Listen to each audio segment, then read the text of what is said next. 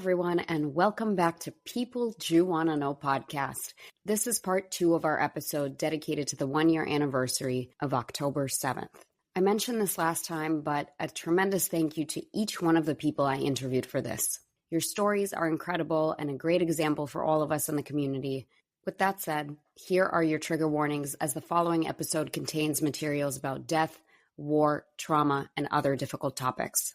In part 1, I talked about the way I thought about doing an episode commemorating the awful events of October 7th, and I introduced you to Shira and Eilat, who are both women roughly my age and happen to have some interesting parallels between each other. Eilat is a Nova survivor, and Shira traveled with Nova survivors on a delegation to the U.S. with her NGO, Israel Is. In part 2, I will introduce you to 2 people who live or lived in very close proximity to Gaza. Our first interview will be Hugo Wolaj, who is a Kibbutz Be'eri survivor, and our second guest will be Avichai Koch, who is from Moshav Tkuma. Before this, I didn't know what a Moshav was, so now I learned thanks to Avichai. A Moshav is an agricultural community like a settlement or a village. It kind of reminds me of a kibbutz, honestly, but they have different economic structures, so both Avichai and Hugo will tell you more about this themselves. For now, let's learn about Hugo. Hugo and I met in New York City when he came to speak at various events sharing his story. I was really touched by his story, and in general, he has a really powerful, wise, and kind demeanor, so I wanted to bring him on. I actually talked about this in a prior episode, but Hugo was the speaker I heard, the one that when asked by one of the listeners the question, "How are you doing?" Hugo said, "That's a stupid question. Don't ask me that. You know I'm doing like shit." And that's my kind of person, so I thank Hugo for doing this episode. When I came up to introduce myself to Hugo after the event, I said, "Hi, I'm Margarita, like the drink." And he said, "Oh, well, I'm Hugo, like Hugo Boss." So that's a little bit about Hugo. For those who don't know or need a refresher, Kibbutz Be'eri was one of the kibbutzim severely attacked on October 7th, where numerous people died and 32 people were taken hostage. The kibbutz has to be completely rebuilt, and all of the people who live there, including Hugo and his family, are currently displaced. Up until now, Hugo's family lived in a hotel, but they have now relocated to Kibbutz Hatzarim, where they will have to live for the next 2 to 3 years while Kibbutz Be'eri is rebuilt. Hugo lives with his wife, Shani, and 3 daughters, Tamar, who's 16, Yael, 14, and Ella, 12. Hugo himself was born in Argentina, and his family made Aliyah when he was 5 years old. At only 15 years old, Hugo joined Kibbutz Be'eri, where he was living ever since. As Hugo will share, he is a teacher, but after October 7th, he joined the resource development team to help rebuild Kibbutz Be'eri, in addition to continuing to teach students here and there who have been relocated from Kibbutz Be'eri. On October 7th, Hugo woke up early at 6 a.m. thinking to go for a run. He was having a coffee. Suddenly, his family heard missiles firing and the Tseva Adom alarm, which sounds like this.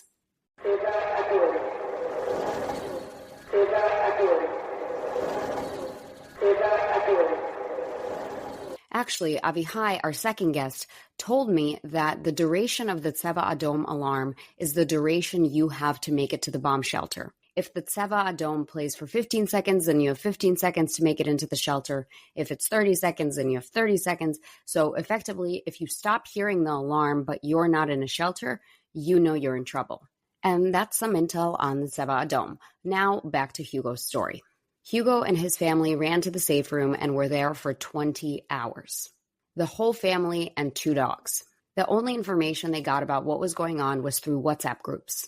In those 20 hours, they heard constant shooting and yelling in Arabic. That's how close the terrorists were.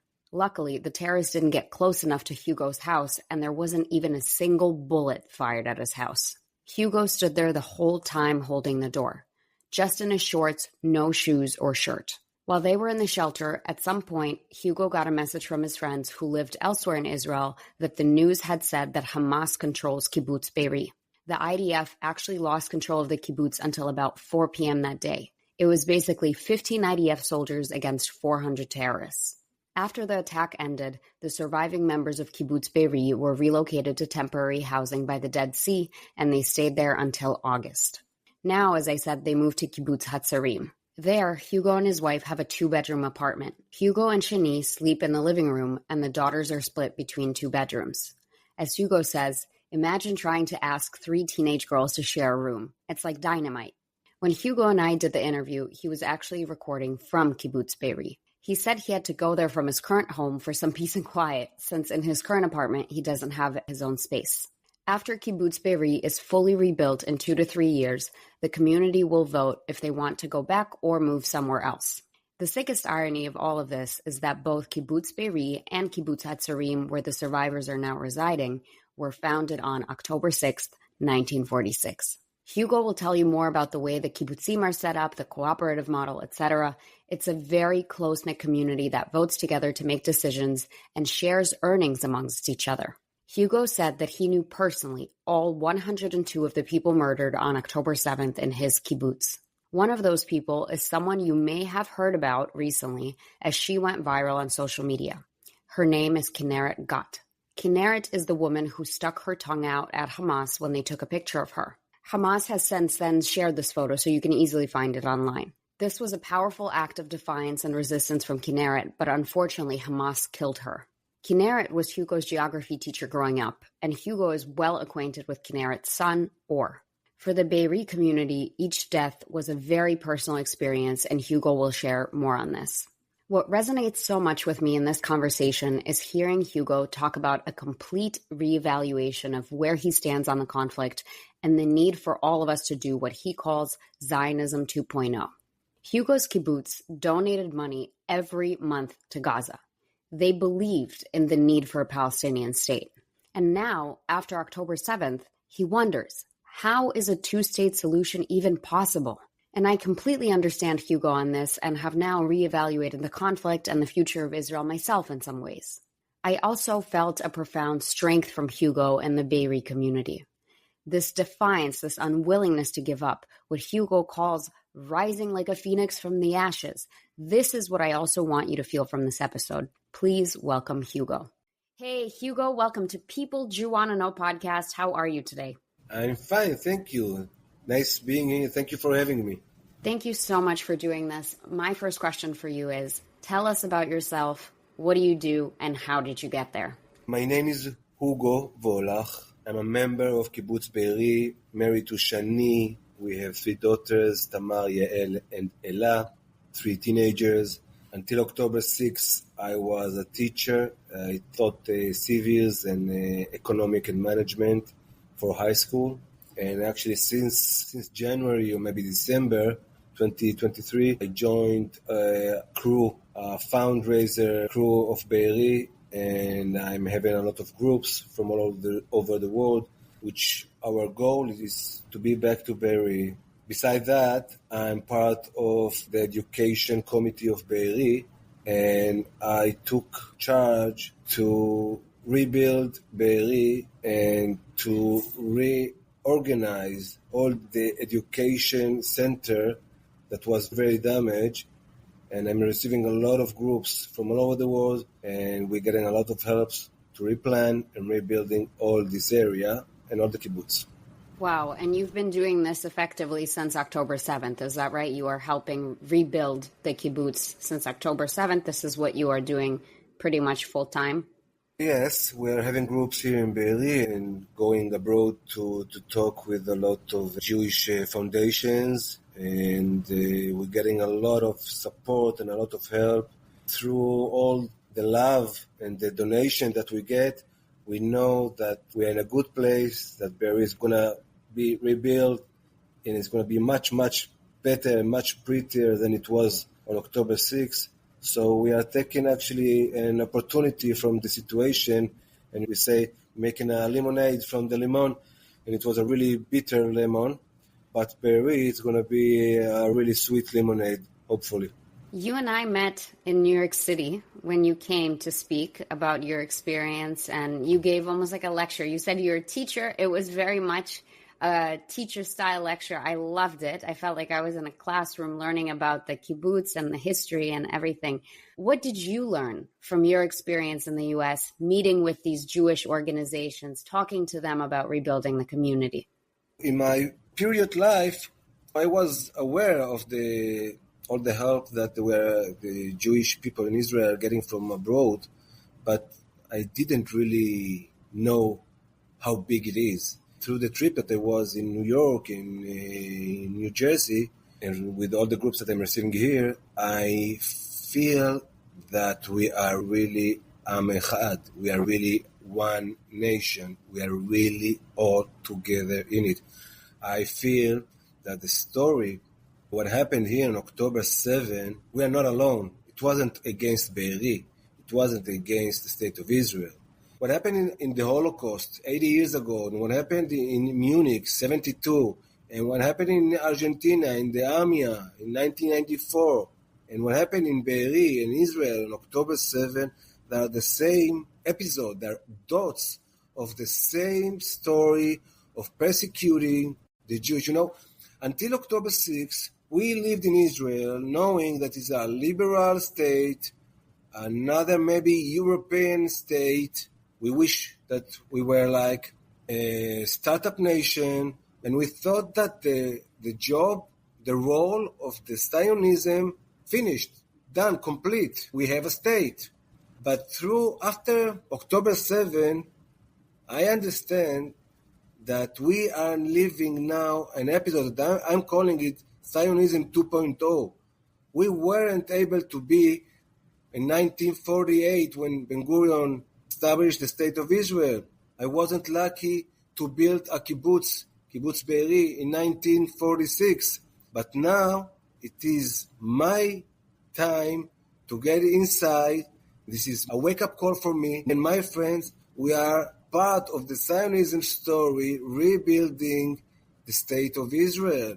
What will happen from here now, it will be forever, and we have an opportunity with a lot of support, not only from the Jews, from all the world, from obviously parliaments and from governments, to make this state secure for the Jewish people.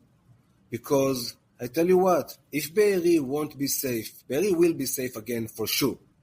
I have no doubt about it.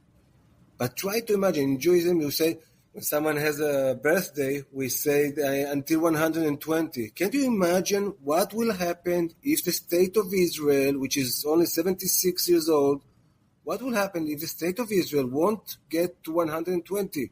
If Be'eri won't be safe, then Tel Aviv won't be safe, and then Paris and Manhattan and all the world won't be safe for the Jewish people. We are all together. The Jewish people all over the world support us, and we are giving, and we are like the secure for the Jewish people. We are all together in this story. I agree completely, and I've been saying this, and my friends have been saying this. It feels like our generation's Holocaust. And so what you're saying, it's your generation's rebuilding of the State of Israel. Just like we had to rebuild after the Holocaust, we now have to rebuild after October 7th. And what I think people in the West and in other countries don't realize is this war is not Israel's war. It's a world war that Israel is fighting on behalf of everybody else against radical Islamist terrorism. And the only thing stopping France and Germany and other countries where there is a predominant Islamist population from going out in the streets and killing the Jews is the existence of the State of Israel. Israel is the only layer of protection for the Jewish people worldwide. And as we Jews sit here in other countries, we have to remember this. So I completely agree with you. And I hope the world understands at some point the severity of this and how serious this is for the rest of us. Not even just Jews, everybody in the rest of the world. Unless you want to live with ISIS, which in this case is Hamas or Hezbollah, we have to fight this together. This is not Israel's issue. This is everybody's issue. In 2005, the Israel state went out of the Gaza Strip, all right? Before that, I participate every weekend manifestations to encourage the government to go out of the Gaza Strip. I live only 4 kilometers from Gaza, and I believe that it was wrong for us staying in Gaza. Unfortunately, during the almost 20 years that since we left Gaza, the Palestinians didn't succeed to build the industry or to build a fine education system. We hear it all the time. They say it loud and clear. From the river to the sea. From the river to the sea. What does it mean from the river to the sea? There is a state. There's an Israel state between the river to the sea. We wanted to compromise. I thought that this two-state solution, maybe a lot of your audience still are keeping that thinking, that the two-state solution where we have two peoples, two nations between the river to the sea, how do they compromise? And the Israeli state always wanted to compromise. You can see what Barak with Arafat, and Arafat didn't want to sign. And after those started the second intifada. And after those with Hamas, we went out of Gaza, and instead of having industry, you can see in the school books, in math books, they're teaching how to hate us. They say, I'm sorry, I don't, it sounds very racism for me to say that, and I feel like very racist to say, but when I'm saying, let's compromise, and they say, we want it all, from the river to the sea, and I said, okay, so I'm going out from Gaza, okay. Why didn't the Arab people, the Palestinian people, why didn't declare a state since 48? What happened? Why Ben-Gurion did that? We have a state. Why did the Palestinian didn't declare a state? They want it all. They want Jerusalem as the capital of the Palestinian state. They want from the river to the sea. They won't compromise with us. I'm sorry. I understood that only now. I thought we can live one next to each other. I listened to the episode that you record with an anti-Zionism. And I tell you something, that I was thinking a lot during all my life until October 6th and maybe a bit after. All of us, the Western people, we analyze the situation with Western point of view, with Western glasses. That's because that's the way we think.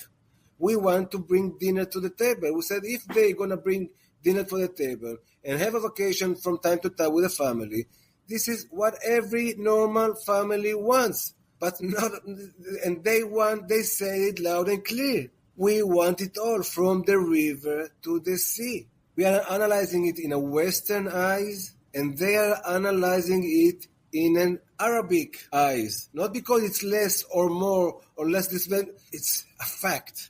We think totally different. We analyze it totally different.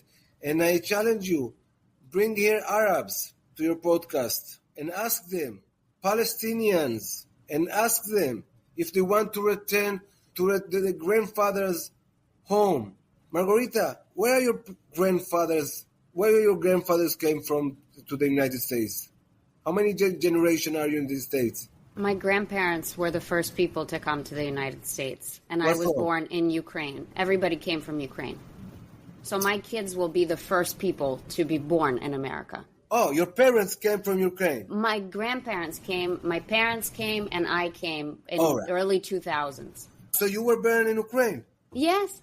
Now, can you imagine that nowadays you will go to the Ukraine president, you will ask your rights about Ukraine because you are, I don't know how many generations you are in Ukraine. I'm coming from Argentina, but actually my family, my grandparents ran away from Poland and Ukraine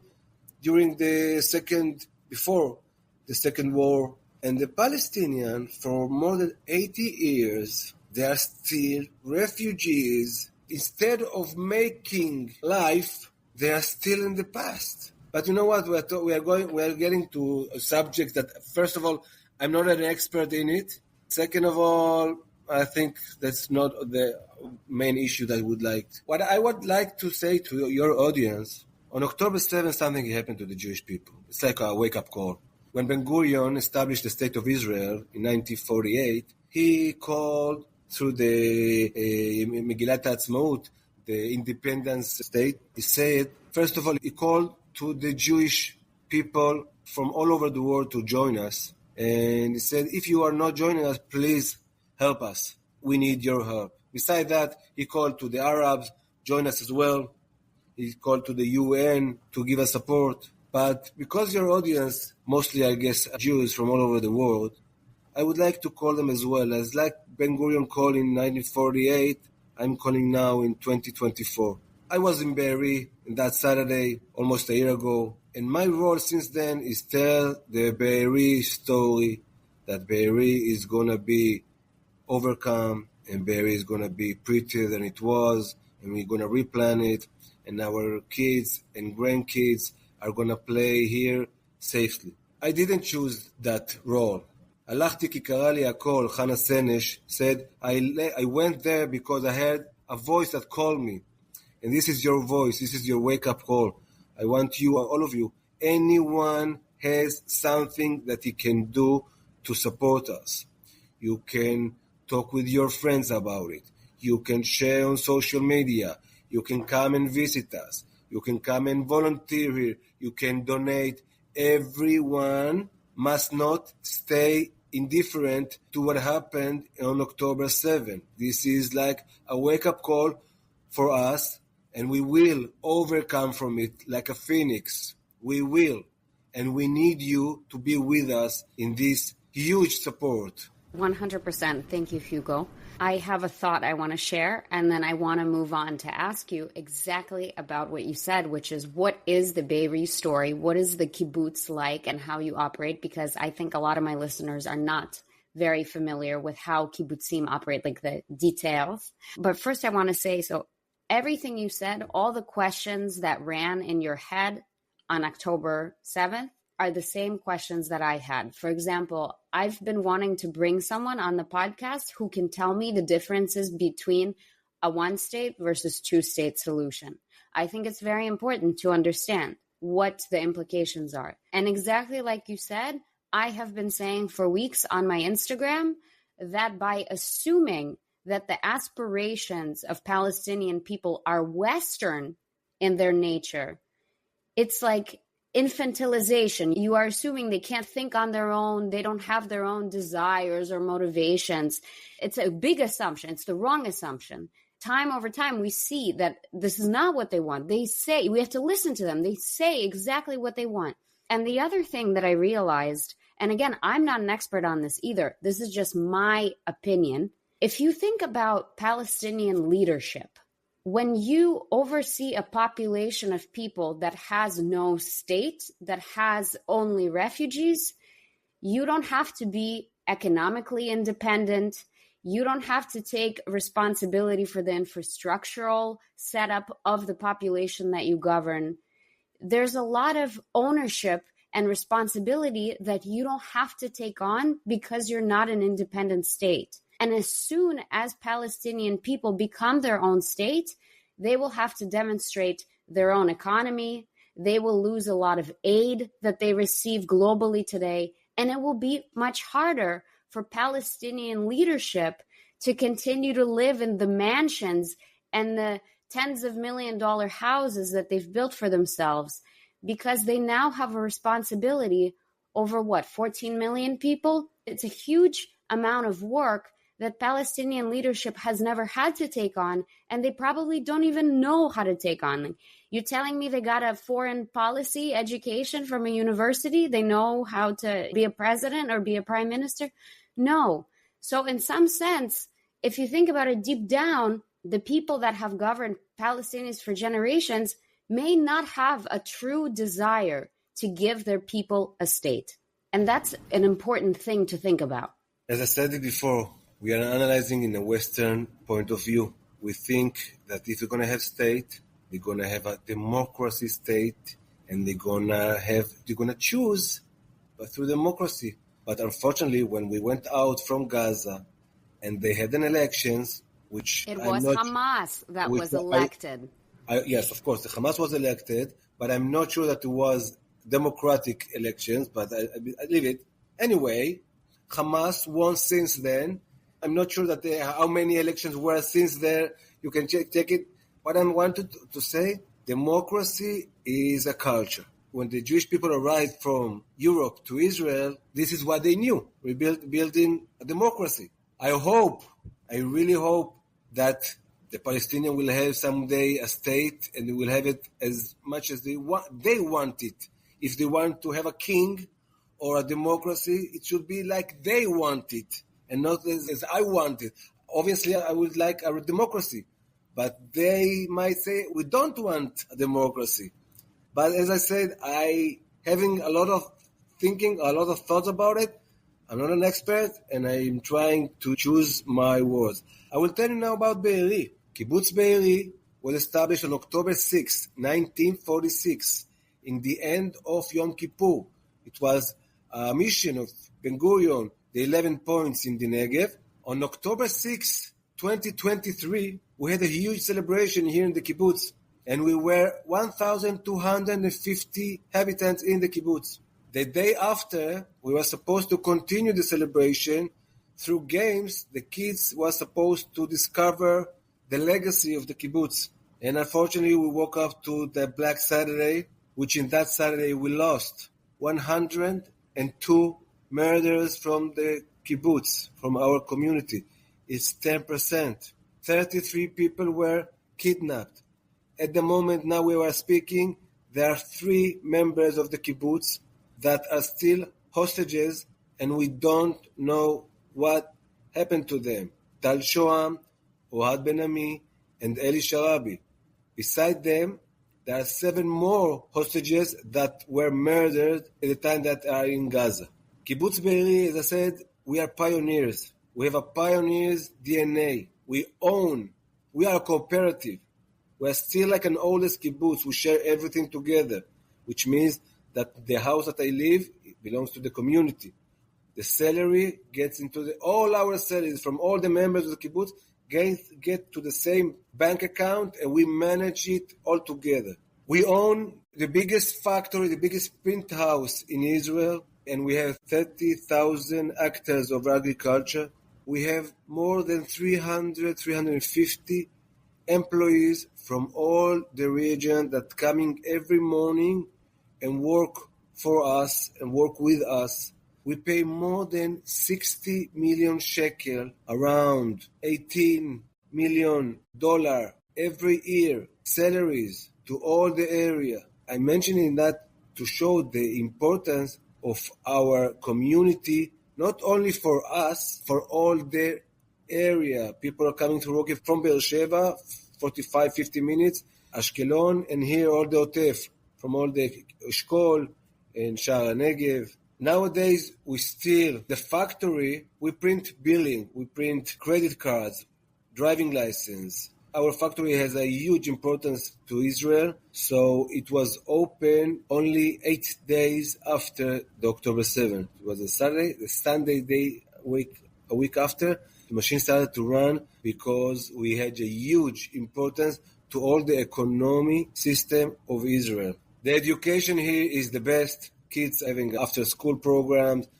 the class, they are together since they are born. Actually, when they are 3 months old, they're getting into the kindergarten, and they are together until they finish high school. For 18 years, the kids are having lunch every day together. So that Saturday, when we were in our safe room, me and my family, and we got all the information through the WhatsApp groups, and we discovered that my daughter's classmates were injured, and after hours after they lost blood, they passed away. It was like shock for us. And it is still like losing brothers. At the beginning, the first month, the IDF didn't allow us to come and bury our beloveds in our cemetery in Be'eri because it was closed by the military. So we buried them in another kibbutz for temporary. And now, during the last 2 months, every week, we're having like 3 or 4, the second funeral of 102 family, friends, community. It's extremely hard to relive it. When we say that we are still in October 7, we mean it. We're still every day in October 7, all the time. Every single guest that I've had for this episode has said the same thing, that every day is still October 7th, even a year from, it still feels that way. And I'm so sorry for everything that happened to your community, to your family, to your friends, the loss that you've experienced, and having to start over, just everything. You had a life, you had something that you were doing, everyone had a purpose, and now having to be displaced for a year, and now you're saying 2 to 3 more years somewhere else that's not your home. It's very challenging. Is there anything that makes you feel optimistic in this time and that helps you get through the day-to-day as you deal with the uncertainty and with the ambiguity? I'm receiving a lot of courage and a lot of power from the community, from the friends that I'm living with. We are a very unique, united community. We are very close. We have a lot of support inside the community. The reason I'm here with you, Margarita, and I'm receiving a lot of groups is Asbara, is PR. I said it before that I'm working for the fundraiser, but the main goal for me is PR, is telling again and again my story, the story of Kibbutz Be'eri, that the terrorists wanted to massacre us. They did massacre 102 friends, family, but they didn't succeed to break the kibbutz, and they didn't succeed to break the state of Israel. We are together. We know that Be'eri is going to be prettier and stronger and safer than it was before. I cannot allow myself to think or believe another way of thinking. I know that there are people that are thinking maybe not living in Israel now, maybe going abroad. Everyone needs to do what he understands most. But for me and my family, the best way to recover is returning to Be'eri, returning to the life that we were. I would like to go everywhere in the world. I'm a Spanish speaker. My English is not very well, but I'm very authentic, and I would like to come to any community that want to hear and listen the story of my community. You are more invited to find me through Facebook. This is the best way to talk about it, to talk with your friends, to talk with people that are not Jewish, people that are shouting from the river to the sea and don't really understand which river, which sea, and what happens between them. So only by talking, by PR, by telling the story, telling another point of view, people will know the truth that the Israel state, a democracy in the Middle East that want to make their living, startup nation, Kibbutz Be'eri donate a lot of money for humanic reasons to Arabs, to Bedouins, even to Gaza. Even to Gaza, we used to donate for 20 years more than 1,000 euro every month for 4 families. We used to take people from Gaza, from Erez border to Soroka for chemotherapy. Not because we see enemy, it's because we see human being. That is very powerful and very hard to hear, I think, and it's even harder for you to process, I imagine, than just for me to hear. And I wanted to tell you for context, yesterday I went to see a play in Manhattan. It's called Our Class. It is a play that was written in 2008 by a Polish non-Jewish guy. His name is Tadeusz something something. And the whole premise of the play is about classmates in the 1930s it's a combination of a class of Polish non-Jews and Jewish people that live in Poland, and they were together in class. And then, of course, the war started, and it's how the Polish non-Jewish classmates turned on their Jewish classmates, even before Nazi Germany. So it's about the anti-Semitic attacks that Polish people committed against Jews, even well before the Nazis were there to do the work for them. And there was this one scene. I was so traumatized, honestly. I see a lot of stuff now, and it doesn't affect me, but this play really got to me. It's a very small theater, and so you feel like you sit in the classroom, the way that they design it. And they have this scene where the Polish people decide to burn all the Jews in their village in a barn. And they burned like 1,600 Jews in one night in this barn. And as part of the play, they turned on the smoke machine that went under from the walls of the stage into the audience, and they had lights and everything, and it felt like you were burning with them in that barn. And to sit there and experience it as a Jewish person, as an audience, it's obviously very traumatic, But then I was sitting there and I was like, this is what happened a year ago. What are you talking about? This isn't 1930s. This happened a year ago. This is what happened to 1,200 people who died on that day, pretty much.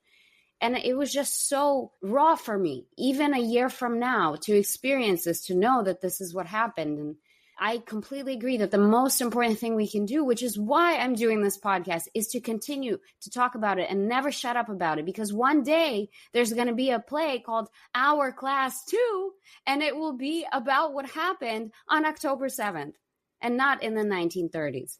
Because unfortunately, it's still going and going. And I have one other question for you. It's one that I've asked every survivor on the podcast. It's a difficult question, but it's a very important question. Knowing what you know now, what do you think the post-October 7th Hugo would tell pre-October 7th Hugo? What is the lesson or words of encouragement or words of advice that you can share? In ethic, the way of thinking is to try to do the right decision with the information that you had at the same moment, because it's complicated. I think that in the future, I would ask myself, did I do all the efforts that I could? Did I did all that I could at that moment? Did I lay down on other, or did I get into the situation? As a fact, now I feel very good with myself, and I am having a lot of a huge, meaningful period. At the beginning, it was tremendous difficult for me to tell the story. My English, it was much broken than it now, which is still broken. It cost me a lot. Well, I cry at the beginning. I didn't cry. I think at the beginning, month or two, I didn't cry. I don't know. But after those, I didn't stop crying. And I felt like every time I had a group here in Be'eri, I felt a bit better. I felt like I can take a deeper breath. I felt like I felt very loved and a lot of support. I feel now that with all the support that we are receiving from you, Margarita, from the Jewish federations, from all over the world, from Christian evangelists, from all Catholics, a lot of people that are coming supporting us. I know that I am doing the best that I can to support Be'eri, to rebuild Be'eri, and for the future of my daughters, which honestly is the most important thing for me, and the future of our nation here in Israel. So yes, I changed my occupation and I chose another way to have meaning to my life. Thank you, Hugo. And you talked about this earlier, that you want people to connect with you on social media. How can they find you? Well, I'm Facebook mostly as Hugo Wolaj. Please contact me there if you want to share with me your thoughts after this episode. I really will happy to hear from you. If you're visiting Israel and want to visit Israel and want to visit Be'eri, please contact with us. We are receiving still a lot of groups and support, volunteering, and it is a great opportunity for you to contribute and to be a part of it. I think that when your grandchildren will ask you, what did you do at that moment, what would you answer to yourself? I think about that question every single day, because for the last year, my whole life has become being Jewish in every single moment, in every single space, living and breathing this war. And that's why I'm doing this, because 20 years from now or whenever, I want to look back and know that I did right by my people and my community. So everything you said resonates with me very much so. Thank you very much for doing this, Hugo. Thank you for the opportunity, Margarita, and hope to see you again. Hi, everyone. I'm back. I am still processing this episode with Hugo, honestly, but we are now moving on to our second guest, Avichai Koch. Avichai is the owner of Koch Farms in Moshav Tkuma, which is a mere 4 miles from Gaza. In his bio, he mentioned that he's married with 3 kids and enjoys growing dragon fruits and greenhouses. Avichai is an incredibly humble yet profound and dynamic man. I also had a chance to meet him in person in New York when I heard him speak about his life post-October 7th and the Save a Farm Fund, which now raises money to support farmers who are struggling due to the war both by Gaza and in the north of Israel by Lebanon. Before becoming a farmer, Avichai worked, as he calls it, in computers, which I think we'd refer to as IT, but he decided that farming brought him a lot more joy, so him and his wife, Karen, moved to Moshav Tkuma and started a farm. So I also had a chance to meet Karen in New York City as well.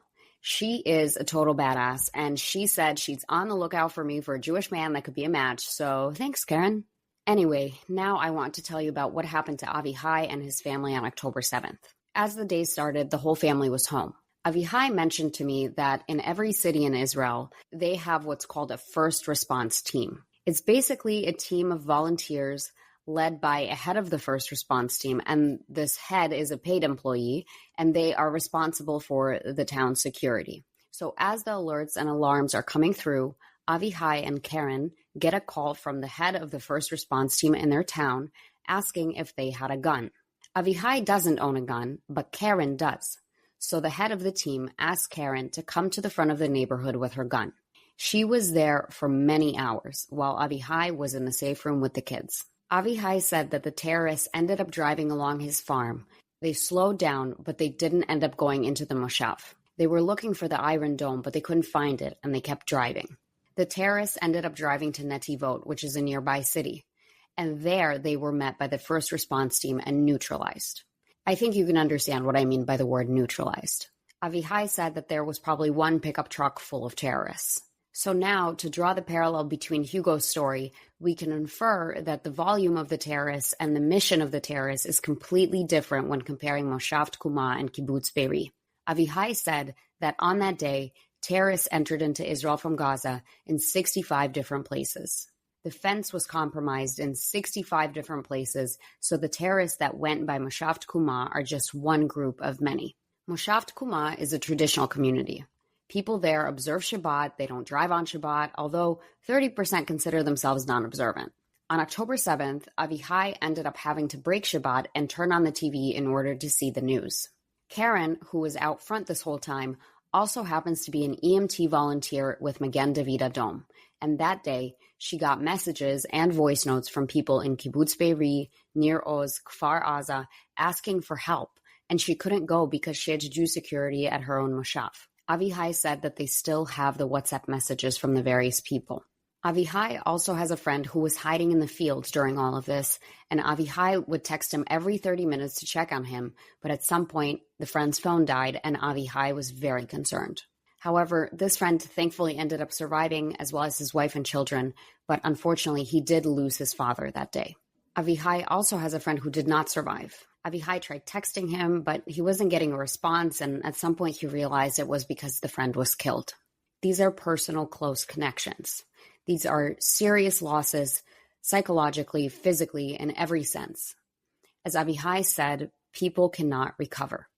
They have severe PTSD. October 7th is in the air 24/7. It's October 7th every day. 1 year from today, not an ounce of the severity of the situation is lost on us in any capacity. And yet, you will hear Avichai's incredible story of resilience and how he and his family have really helped in every imaginable way. Him, his wife, his children, they are all doing something, and it is incredible. Let's welcome Avichai. Hello, Avichai. Welcome to People Do You Want to Know podcast. How are you today? Hi, Margarita. I'm okay, Baruch Hashem. How are you? I am excited and nervous and ready at the same time for this conversation. It's been a real privilege to meet you and to meet your family and your wife, and now have an opportunity to share your story. With that said, my first question for you is, tell us about yourself. What do you do and how did you get there? So thank you so much for having me in your amazing podcast. My name is Avichai Koch. I live in Moshav Tkuma in Israel. Moshav Tkuma is in the North Negev, about 4 miles from Gaza. I'm a farmer. I used to grow organic vegetables, and 2 years ago I planted dragon fruits. I grow dragon fruits. I live in Moshav Tkuma for the last 21 years actually. I got here after me and my wife decided that we were young. So we decided that we want to be a part of the people who really build the country of Eretz Israel. I worked in computers. We lived in the center of Israel. We lived in Moshav, close to Tel Aviv. My wife, Karen, she was a flight attendant in El Al. And one day we decided that we want to be a part of the people who really build the country of Israel.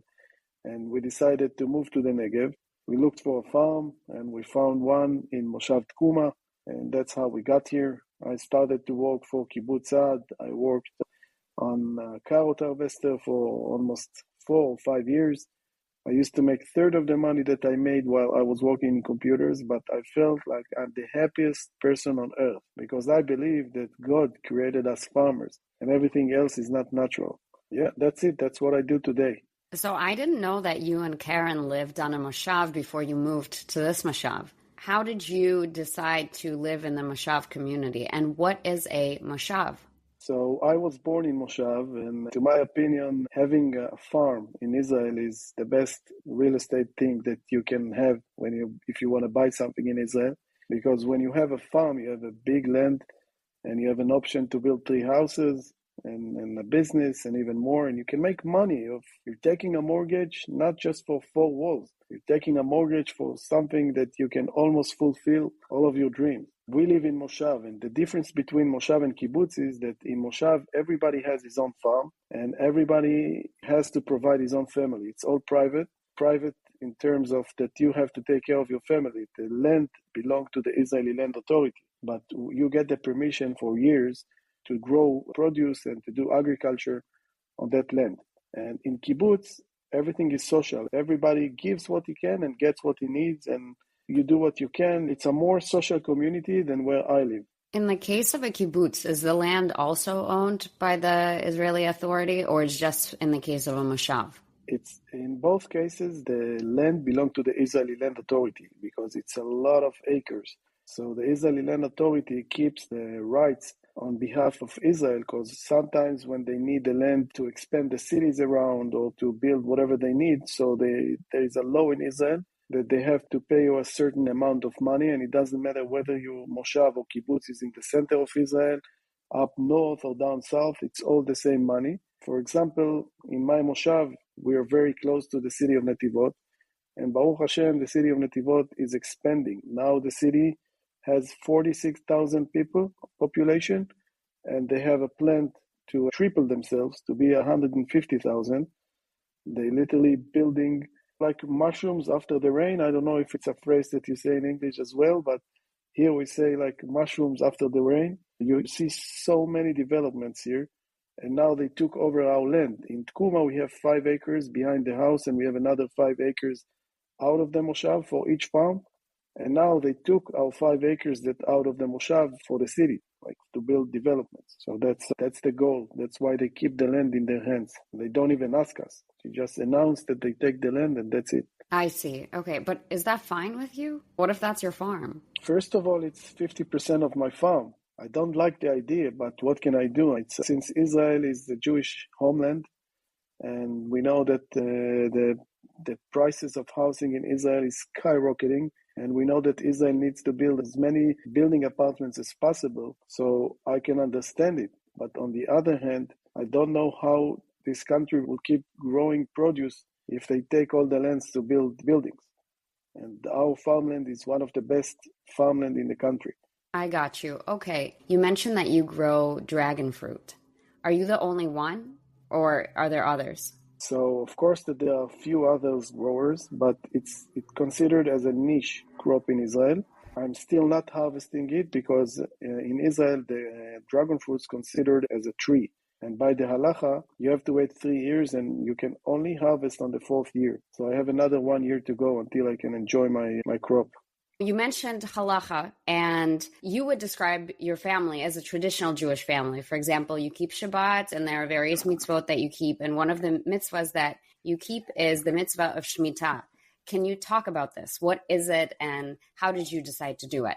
So the mitzvah of Shemitah is a very special mitzvah that the Torah said that every 6 years you have to let your land lay fallow on the 7th year, and you cannot work your land. That mitzvah comes to tell us that we're not ruling the world and we have Hashem above us. It's a very hard to observe because you can imagine about, let's say, a lawyer that one day he shut off his business, he tell all of his workers that the business is closed, all the suppliers, all the people who works with him, that the business is closed for 1 year. How is he going to provide his family? What's going to be? And the Torah said that you shouldn't be worried about it. You'll see the big blessing of keeping that mitzvah on the 6th year, the year before Shemitah, and on the 8th year.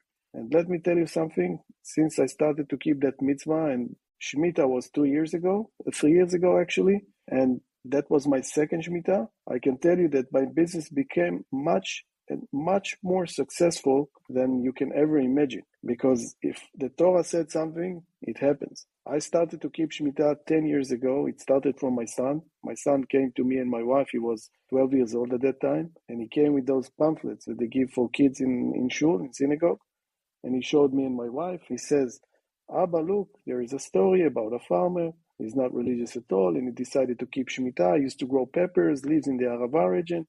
And Abba, look, the farmer said that he had a big bracha, big blessing from keeping the Shemitah. Next year, it's Shemitah year. Next year, it's my bar mitzvah year. I wanted to keep Shemitah. So me and my wife thought at the beginning that it's crazy. But I always says that Hashem is my GPS. And Baruch Hashem that He guided me to get the right decision. Because like I said before, since we start keeping that mitzvah, the blessing that we saw in my business, in the farm, is something incredible. I can give you only one small story, if we have time, about one big miracle that happened to me after the first Shemitah. I was going in my greenhouses, and when you're not walking the land, you're not maintaining the greenhouses, so all the weeds are coming out. All the plastic covers of the greenhouse are flying in the wind, and everything is just deteriorating. I was going in the greenhouse, and I was thinking to myself, how am I going to get back to work? How am I going to recover? It looks like I have to put so much money that I don't have, because you're not making money during Shemitah. And Baruch Hashem that we have Keren HaShvis, which is an amazing organization who's taking care of the Israeli farmers. They raise money during Shemitah and they give the opportunity to Jewish people from all around the world to be a part of that special mitzvah by being a partners with the farmers in Israel. And Baruch Hashem that we have them, because it's like we're like a one big family in Israel of Keren HaShvis. They are helping us to go through the year and keep our head above the water. Without them, I don't know how we could keep that mitzvah. So I was going in the greenhouse after a few weeks before Rosh Hashanah and thinking to myself, what am I going to do? And I really didn't know what to do. I needed to order the new seedlings for the next season and everything, and I didn't know what to do. How am I going to do it? And one day, I got a phone call from somebody who used to be one of my biggest customers before the Shemitah year. The guy has the biggest business in Israel for organic vegetables, home delivery, fresh fruits, home delivery. He called me and he said that I heard that you're getting back to work. What are your plans for the next season? What are you going to do with the greenhouses?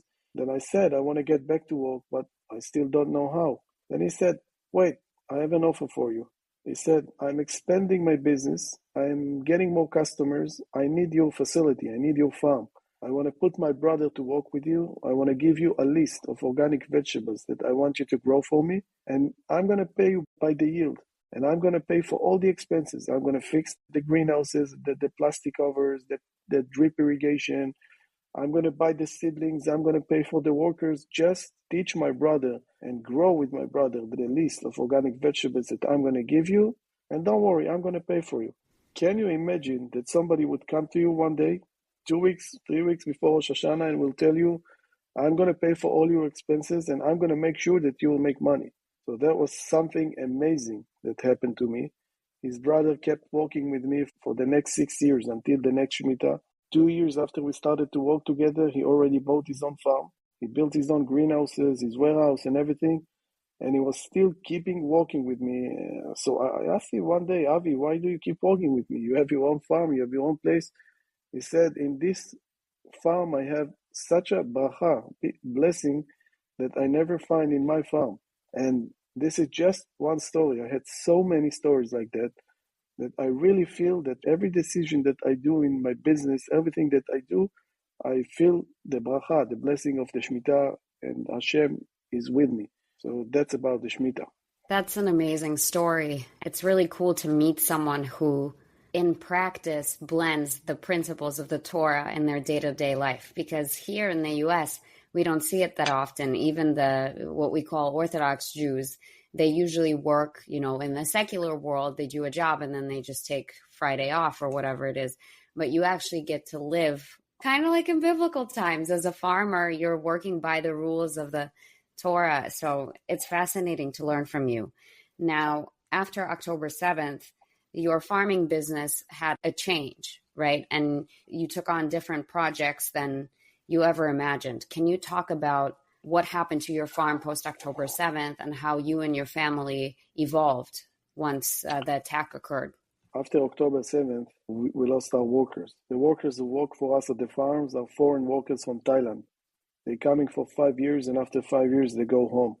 They don't understand the conflict, but since they live among us, they have to go through all the situations that we're going through. When the terrorists infiltrated to Israel on October 7th, one of their goals is not only slaughtering people, burning our houses. One of their goals was to ruin our fields, to ruin the farming business. Because the farming business in Israel is not just a business. It's something which is so important for the security of Eretz Israel. Not only because we produce food. You have to think about it. The farmers in Israel are walking their lands, walking their farms all the way to the fence with Gaza. They are not giving up on any inch of Eretz Israel. And this is why the farming business is not just a business, but so important for the security of Eretz Israel. Because one farmer can keep acres of land compared to someone who live in the city. By the way, I know that many of you in the US has the app that with the notifications of the red alert, of the alarms in Israel, where the rockets are about to fall. And sometimes you see that the rocket falls on the open fields. The open fields, I don't know if you ever thought about it, but the open fields are the place where we are the farmers all day. It's our fields, our greenhouses, our warehouses. This is where we are all day. Next time when you see that the rocket falls on the open fields, you should think about the Israeli farmers. The day after October 7th, the king of Thailand called all the Thai workers in Israel to get back to Thailand, since the terrorists killed so many Thai workers and other foreign workers. For example, in Kibbutz Be'eri, which is 5 miles from where I live, they killed more than 20 foreign workers. Just killed them. And they also killed cows, and they burned the feeding machine in kibbutz. And this is just few of the examples of what they did here. We also found tripwires on the orchard farms here that they left for the farmers. So when the farmers will come the day after, they'll hit the tripwires and they'll explode. So the king of Thailand saw there were so many losses of Thai workers in Israel, so he called them to get back to Thailand on the expense of the Thailand government. So 70% of them have left the farms, and we left without labor. We had no people to harvest our produce. We had no people to maintain our fields, to maintain our greenhouses, to take care of the vegetables. And in my area, we grow more than 70% of the fresh vegetables in Israel. So you can imagine what happened to us. I lost my workers. I couldn't work at the farm. I couldn't operate the farm. And the government also, not the government, but the army, didn't let us. At the first weeks, they didn't let us to go to the fields because they still didn't clean the area. So not only we lost our workers, we couldn't even get to our fields. And I couldn't walk at the fields, and so I couldn't operate my warehouse. And my wife said we should do something because we had tens of thousands of soldiers in my area, and we decided to turn our warehouse into a huge distribution center for the soldiers around. Because on October 7th, when the soldiers left their homes, people, their fathers left their kids and their wives, they ran away to help. And they didn't take the basic elements, basic stuff that they needed. They had no enough towels, socks, things like that.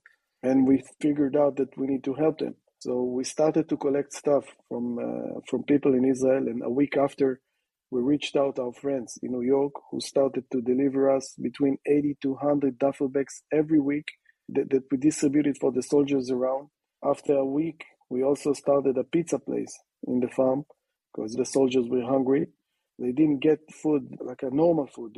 They ate manot krav. I don't know how to say it in English. From cans. It's like canned food, right? Like canned fish, canned food, canned meat, disgusting. They didn't like it. So we started with pizza. We started to make pizza pies. We started with 100 pizza pies every day, and we ended up making more than 200 pizza pies every day for 6 months. And besides that, we built 2 huge tents at the back of our farm, and we hosted for dinner around 500 soldiers every day. We brought musicians to sing for them. We brought people to talk to them, to give them lectures, and it was really amazing to see all of Am Israel got together. The people who helped us to make the pizzas and volunteer in making dinners and taking care of the distribution center were people from all over the world. And it was amazing to see the unity of Am Israel, and it didn't matter whether you're religious, not religious, liberal, leftist, rightist, everybody worked together, and everybody wanted to do the best they can to make sure that we'll win the war. And with that nation, I'm sure we can win the war.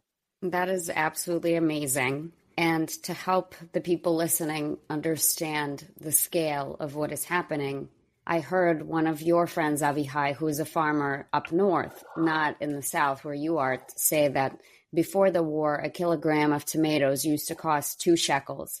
And now after the war, it costs 20 shekels. So the impact of the war, the cost of the war is really felt by the people of Israel. So your ability to do these pizzas for the soldiers, find the bags, find the supplies, get that over, it's an amazing and it's a generous contribution to the war effort.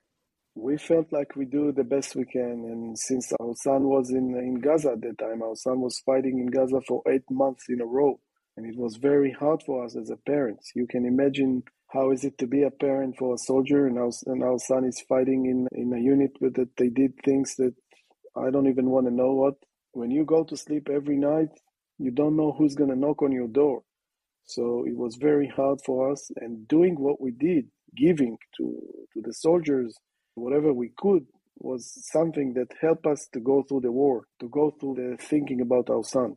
I did not know that your son served for 8 months. I don't know if you mentioned that last time we spoke. Is he okay now? Is he taking a break now, or he's still serving just somewhere else? So he just finished his active service a few weeks ago, but unfortunately, before he finished his active service, he lost one of his best friends from his team. We have a huge warehouse at the farm, and in order to memorize his friend, we made a huge paint on the front of our warehouse with the family and the soldiers. We made something very professional who describes the events of October 7th in our area and what we did, and memorize his friend, memorize the soldier that we knew him as well. It's like a huge graffiti that painted on the wall and describes everything that happened. And in general, we invite you all to come visit us on our farm. Look for Moshav Tkuma on the Instagram. You're more than welcome to visit us. We're explaining of all of what happened to us, and we're showing our farm. We decided that we want to recover. So after, let's say 4 months ago, we decided to plant a food forest where we planted more than 3,000 trees and bushes, everything edible. We want to keep unite Am Israel from all around the world and the soldiers. And we have a special corner for the soldiers in our place, and we're hosting people from all around the world. In that farm, we're explaining about our farm. Please come visit us. You're more than welcome. Thank you, Avichai. And as you're reflecting on 1 year now, since October 7th, basically, what do you think you learned? First of all, I've learned that Am Israel Chai is not just a phrase. We have such a special nation. It was amazing to see, at the first days of the war, when I saw the unity, I saw the people on the roads hugging the soldiers and the people who came to volunteer in my farm. It was amazing. It was something that, it makes you cry when you see that. So I've learned that our nation doesn't need the politicians. We can manage without them. And Baruch Hashem that we have such a special nation like that, because this is how we can win everything. We know what we're fighting for. And I guess that many Jewish people around the world understood who's the people that we have to deal with.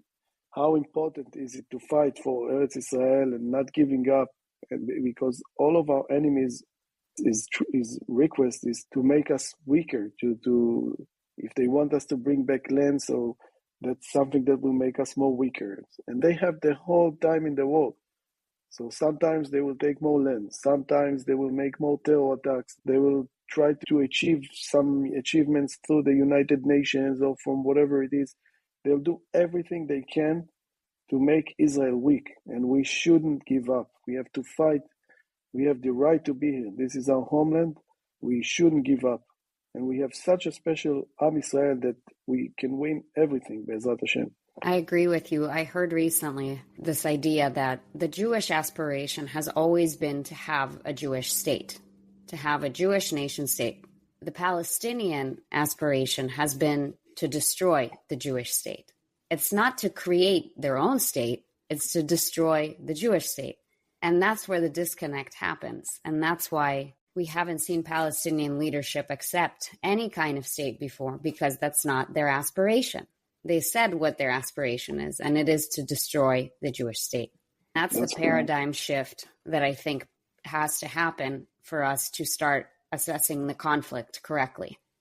I can tell you that most of the people that were affected by the attack on October 7th were the kibbutzim that were very close to the borders. And most of the people who live there are very liberals, very leftist people. I have a very good friend from Kibbutz Nirod that he was in the shelter with 5 little kids, and his father was murdered at the shelter home. His mother took hostage. He was at the tunnels for more than 59 days. The terrorists tried to open the handle of his shelter home for 5 times. And one time out of the 5, they were almost succeeded to do it. And you can imagine, he was there with 5 little kids when the younger is 1.5 years and the older is 12. And the kids, I asked him, what did your kids do when they saw you holding the handle and trying to avoid the terrorists to go in? And they were almost succeeded to do it. So he said that they were terrifying. They were shaking. They went under the blanket and waiting for their father to help them with his wife, and praying that he will be able to hold them out. The baby, they were at the shelter for almost 14 hours, and the baby had no food. So he was crying. He said that his oldest son told him and his wife, we're going to die because of the baby. These are Holocaust stories. And you can imagine them sitting in the shelter while on the other side of the wall, the terrorists are sitting in their kitchen, eating from his refrigerator, robbing everything that they could from his house.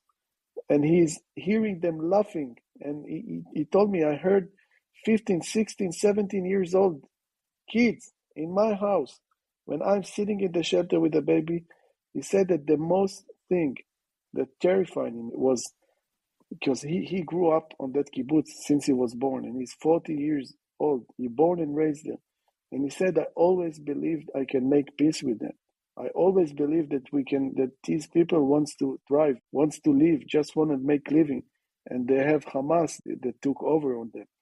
But after what they did to me, I don't believe it anymore. He said that the only thing that they want is killing, is murdering, robbing. The atrocities that they did are something that you cannot describe in words.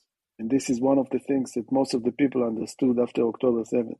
We have to bear witness to these events, and I imagine it was a wake-up call for all those people that live there, that their reality just completely shattered about the conflict. And of course, there are people in Gaza and in the West Bank who do want peace and who would much rather just have their own state and live in it peacefully. But this comes from the top down, and the leadership does not have this sincere aspiration, and that's what we can't get past. The other question I had for you is a difficult question. I've asked every single survivor that I had as part of this 2-part episode. Knowing what you know now, is there anything that you would tell your pre-October 7th self, whether it's words of encouragement or advice? The only thing I could think of is how we could avoid the events of October 7th. What could we do? In my Moshav, for example, we had no guns. The Ministry of the Army took our guns a few years ago because they decided that there is no threat in our area and we don't need the guns. So the only thing I could think of is to improve the security and never trust on anybody. That's the only thing I could say, and trust Hashem that it's not going to happen again. And I hope that the army will do the job properly. So it's not going to happen again. Do you think you would want a gun now after everything that's happened? course, I'm working on it. Yeah, even I kind of want to do concealed carry training at this point, and I live in Hoboken, New Jersey. So I understand the desire and the importance. I empathize is what I want to say. Avichai, thank you very much for this conversation, for giving us a small glimpse into your world. Thank you so much for having me, and I hope to see you in Israel. I hope to see all of you in Israel. Please come visit us. Look for Meshek1 Tkuma on Instagram, and please come. You give us the strength to keep going. Thank you so much. And go online to saveafarmfund.org if you want to be a part of it. Thank you very much. If you've enjoyed this podcast, please go ahead and rate us 5 stars. Be the first to hear our episodes by subscribing to People You Want to Know wherever you get your podcasts. And for exclusive content, follow us on Instagram at People You Want to Know.